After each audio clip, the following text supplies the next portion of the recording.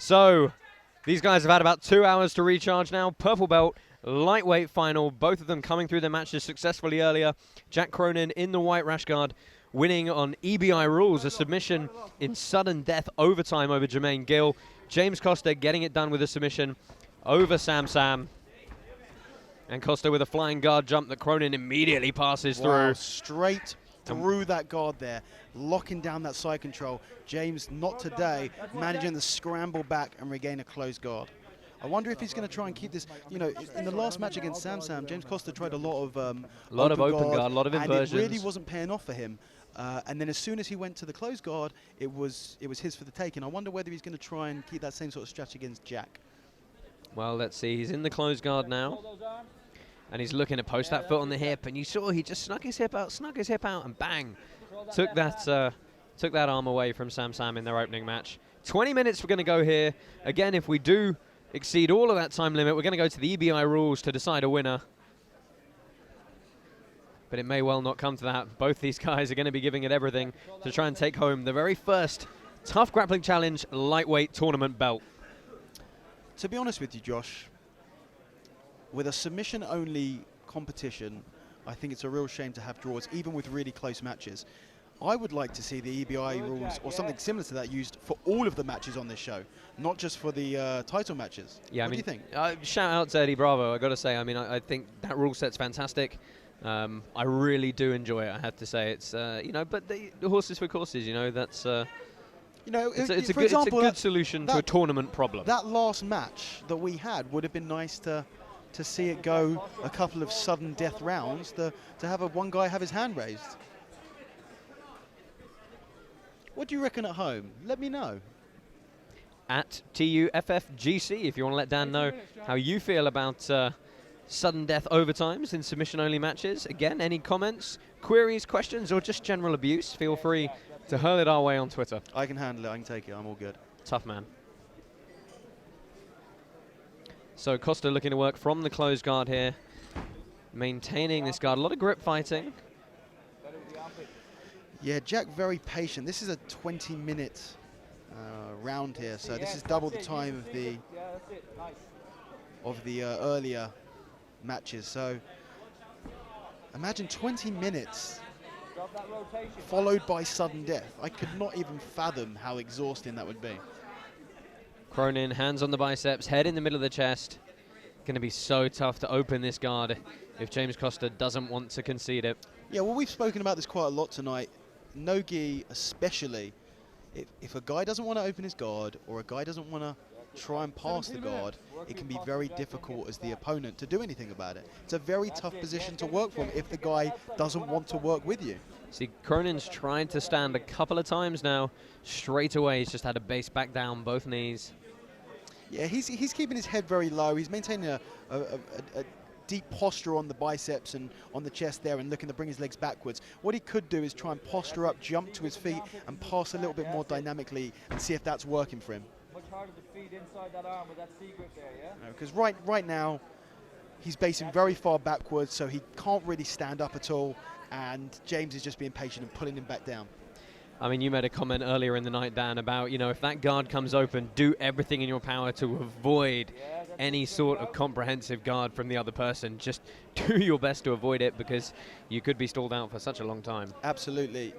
The greatest solution, or the greatest guard pass or guard opening, is to not allow the guy to close the guard in the first place. You know, when I try and grapple, my number one priority whenever I'm trying to pass an open guard is, if the guy tries to lock his legs, keep enough distance between me and him that he just can't lock those feet together.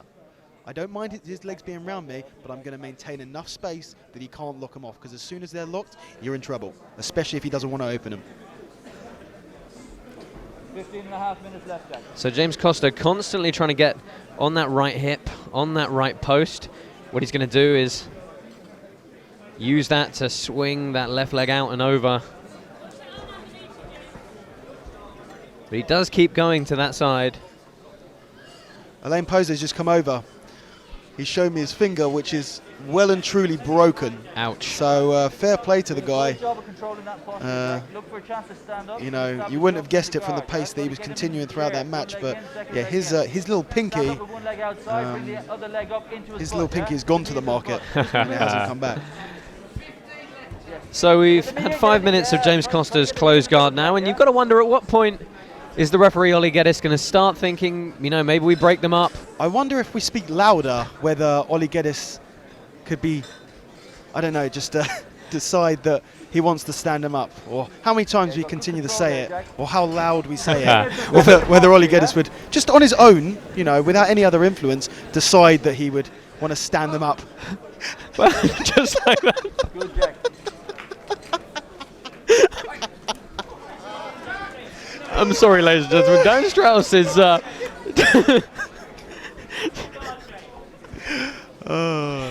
Well, Dan is Dan, and Ollie Geddes obeying very kindly and standing these two gentlemen back up. James Costa trying to pull guard, and Jack Cronin not letting him. Oh, needs to be careful. Oh, on the scramble. Needs to be very careful there.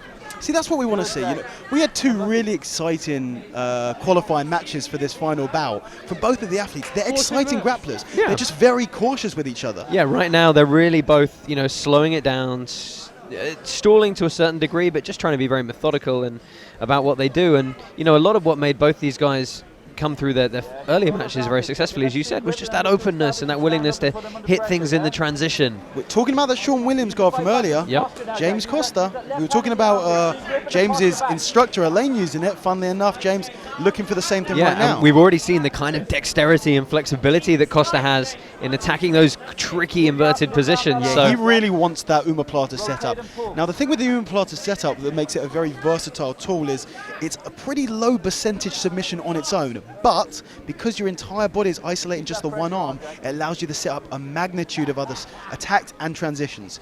Once you get that leg, that arm isolated with your legs, you can switch to an armbar, you can switch to a triangle, you can switch to various other sweeps and transitions. So Cronin's trying to drive both those shoulders back in. He's just about rescuing the arm now. yeah, Jack wants to keep those arms off of the floor there. The position he had before, he was grabbing his hands round underneath James's body, which is a very tight position if you don't want to do anything, but it does allow the guy to set up that Sean Williams guard. And also, Jack should not be trying to stall in this position. He should be waiting for his opportunity for James to open his guards and immediately try and get out of there, or he should be trying to create that opportunity himself. Cronin trying to open the guard now, getting that knee in the middle of his opponent, trying to just extend the legs, put some pressure on the grip of the ankles of James Costa, but to no avail. Costa again looking to grip fight from his closed guard. Yeah, I really want to see a little bit more opening up of the positions here. I think the problem is really Jack does not feel comfortable opening up to try and pass the guard here. If I was James right now, I could sit here for the next 15 minutes, but I would look to open my guard, allow Jack to try and pass, and then try and work from the open guard here, because really this is we could stay here for 15 minutes very easily and nothing happened. Well, we are through about 8 minutes of this event, 11:45 left on the clock in this purple belt lightweight final. Again, if time does run out, we are going to go to those EBI rules to finish. Absolutely. Speaking of which, I put out that question on the Twitter earlier. We've got a couple of replies. I agree, we should always have a winner. Podium Jiu-Jitsu, EBI rules are great. Getting comfortable in that position. Yeah, Embrace, Alex Smith, embrace the EBI rules. Each match needs a winner. 10th planet for life. He kind of wrote that in amalgamation of letters and numbers, but I deciphered that. Pippa Granger says, Dan, don't bully poor Ollie. I have done no such thing. Well, Costa again looking to work from his back and sit up on his hip here. Nice control of those angles, Jack. Just look for your Overall, Dan, the standard of jiu-jitsu in the UK is just getting bigger and bigger. We were talking to some of the guys earlier, and you know, Ollie, our referee here, was refereeing at the European Championships last week, and he just said the purple belt divisions that you're seeing in these big competitions now are just nothing short of incredible. Yeah, absolutely. We are establishing ourselves as a country as one of the strongest bases for Brazilian Jiu-Jitsu in Europe and beyond that, we have a lot of people in the UK, and the Europeans recently was a great example of it, champions who are defeating people from all over the world. Yeah, shout out to all the work being done by the UK Brazilian Jiu-Jitsu Association, really starting to bring the user base of grappling in the UK While we're talking about together. it, let's give a shout out to Ollie, our referee. Absolutely. Ollie did seminars to send, the UK BJJ sends off its top ranked people to the Europeans. It pays for their expenses to go. Ollie decided that actually there were other people who deserved to go, single-handedly ran seminars to send, I think it was 4, 5 or even 6 athletes to the Europeans. So fair play to Ollie for that. Yeah, what an outstanding piece of charity from our referee, Mr. Geddes there. Meanwhile, James Costa getting his hips out for a little bit of a high guard on the shoulders. Yeah, I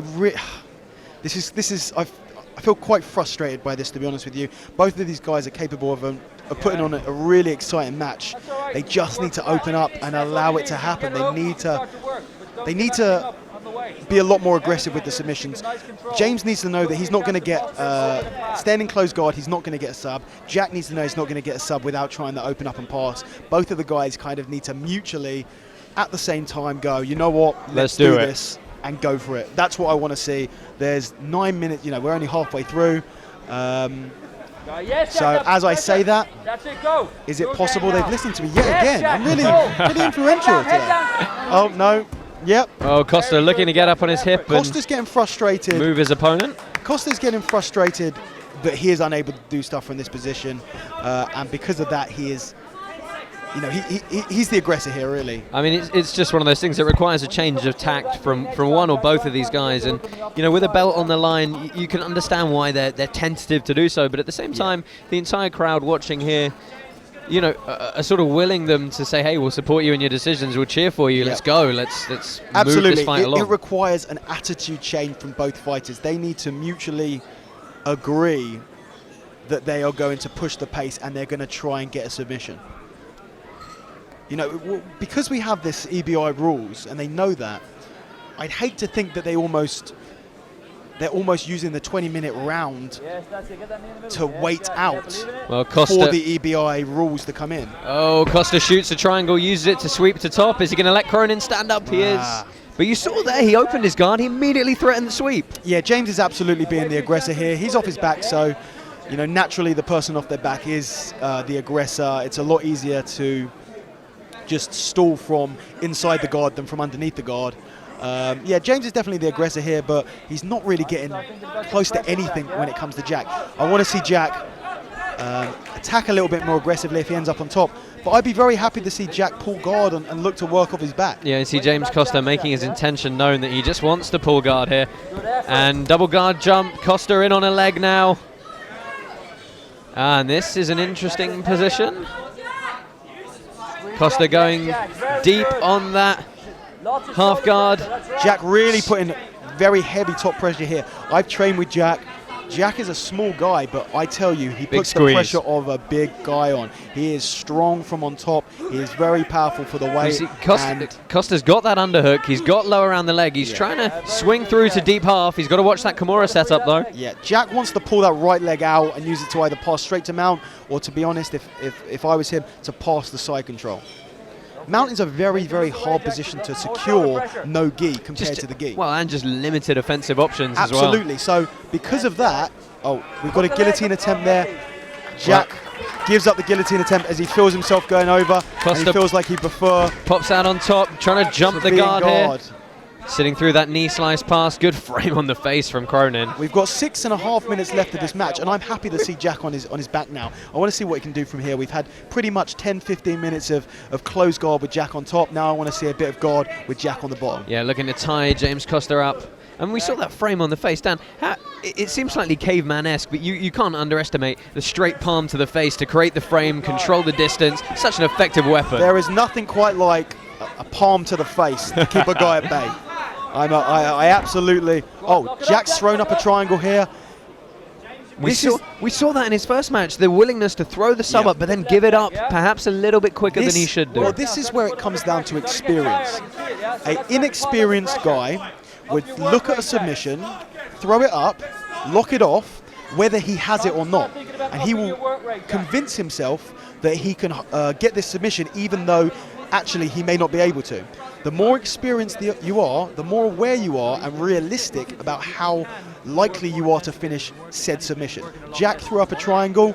James's posture was awesome. Instead of trying to hold on to that triangle, perhaps a lesson from earlier today, instead of trying to hold on to that triangle, he let it go straight away because he knew he wasn't going to finish it. So he was looking for a body triangle on James Costa here, which he now secures, and this can be just... You think opening closed guard is hard? Opening a body triangle from the bottom, even harder. If there was one stalling position from underneath, it's going to be the body triangle from closed guard. There is literally no offensive movements you can do underneath if you lock your legs in that body triangle.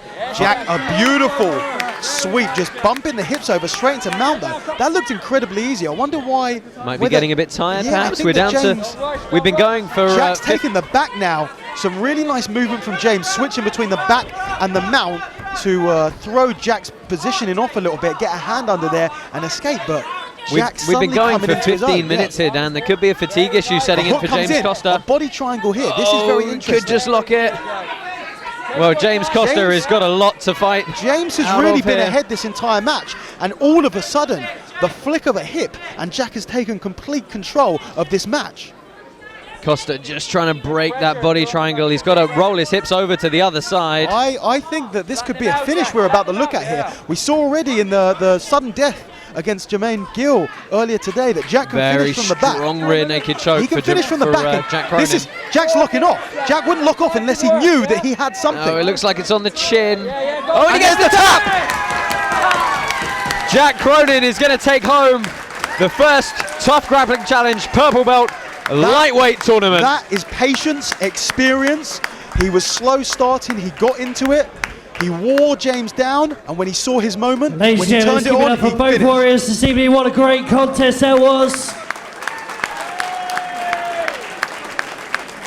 But we do have a winner, and the new Purple Belt lightweight champion, Jack Cronin. Yes, Jack, beautiful.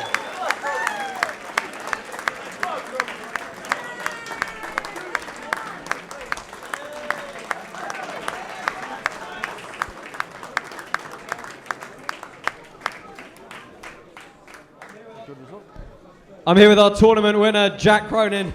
Jack, congratulations first and foremost on being the very first Tuff Grappling Challenge Purple Belt lightweight champion. How does that feel?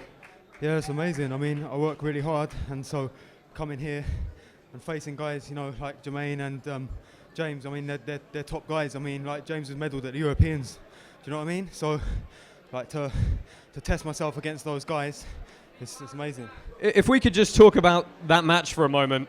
Yeah. How frustrating was the first half of that match? A lot of closed guard from James Costa.